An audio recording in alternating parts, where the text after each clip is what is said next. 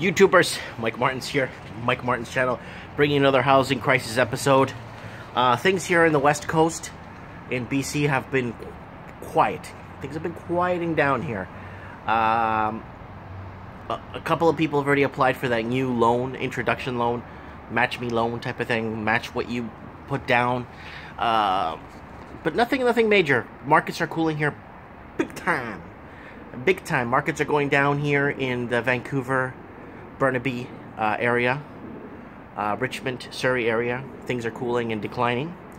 But that's just looking at forecasting out what some of the graphs are showing, and it's very straightforward. You don't need a graph to tell you what's going on. You can kind of see it in people's faces when they're realizing they can't sell their homes or they're having trouble selling their homes. Well, at the skyrocketed prices, I wouldn't blame a lot of people. I mean, the buck had to stop somewhere, right? The party had to end somehow. Someone's got to pay for the party, right? Now, who's going to pay for it now? Now, remember an article I did a few weeks back, maybe 5 weeks or 4 weeks ago? I did an article saying that foreign investors are moving to cheaper areas. Well, it's happening. Price boom spreading beyond Greater Toronto Area, says CMHC. Published January 24, 2017. High house prices in Greater Toronto Area are spilling into nearby markets, especially those within commuting distance, according to the latest report from Canada Mortgage and Housing Corp. Historically, prospective home buyers who have found themselves priced out of the GTA have migrated to Hamilton, Barrie, Guelph by single-family homes, according to CMHC. But the Federal Housing Agency says that recently people have been moving even further out, especially to the St. Catharines and Niagara region. Niagara region's beautiful. I don't mind people moving out there. It's really nice out there. Really nice views. As the price of a low-rise house in Toronto area has soared, housing prices in nearby communities such as Hamilton, Barrie, Guelph, Brampton have also driven up, said Saint-Jean Sebastian Michael, principal of the Market Analysis and Center at the CMHC. According to the CMHC, Hamilton, roughly 70 kilometers from Toronto, is the Ontario market that's most sensitive to the housing prices within the Greater Toronto Area. The report estimates that a 1% change in the GTA house prices could increase or decrease Hamilton's prices by 2% after 3 years. A similar multiplier effect would be felt in Guelph, Brantford, Kitchener, Barrie, Peterborough, and St. Catharines, which are about 112 kilometers from Toronto. Tim Huduk, chief executive of the Ontario Real Estate Association, says that the lack of supply is the main factor behind soaring detached housing prices in the GTA.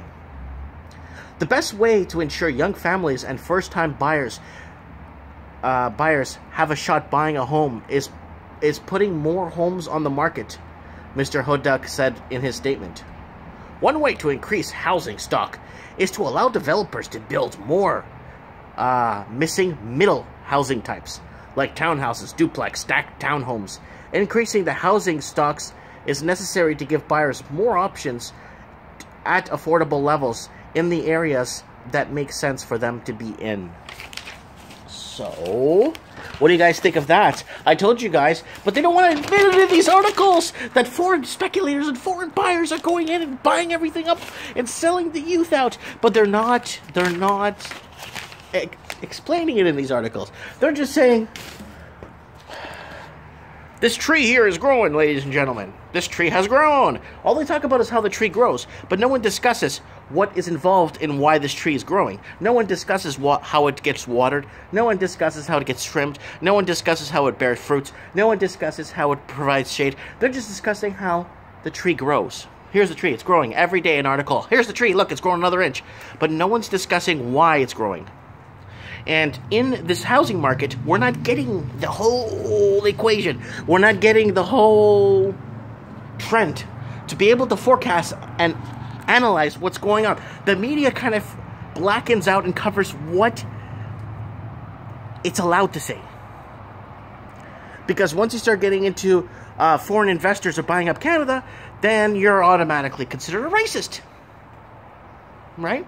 But then it goes back to the policy where if you go to certain countries and you want to buy a house, I want to buy a house somewhere else, they'll end up telling you to get lost. They're going to tell you it's their country and you're not welcome there.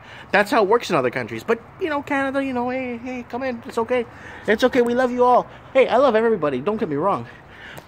But selling out the next generation's youth and people, no one discusses, oh, Canadians are not having kids anymore. Canadians, it's the you thing. Canadians don't want to have kids. Canadians are not having kids. Like Canada, people aren't having kids. You know why? Because they can't afford to.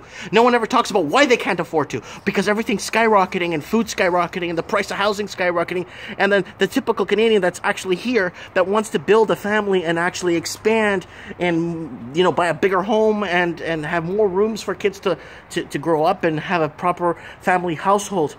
It's done. You can't do it. I'm not saying to give up on your dreams, but I'm saying the reason why Canadians are just not having kids and Canada's not expanding, Canada's filling its population in with immigration now because the people living here can't afford to have kids. And I think 5 years from now, it's 2017 January, I think by 2021, you won't recognize Canada anymore. Canada's going to be completely different. It's going to have bilingual or no English signs everywhere. It's going to be very different. Canada's going to be major cities in Canada, not all of Canada, sorry. Interior is going to stay pretty much the same. But major cities, attractive cities, are just going to be taken over, period. That's what I feel. Let me know what you guys think. Are we getting the full scoop on stories? Are we being told everything that we should be? Or are we just getting partially told what we need to be told so that we can feel comfortable knowing that someone's telling us what we need to be we need to be told? Anyways, put that in your pipe and smoke it. Comment below. Don't forget to hit the subscribe button.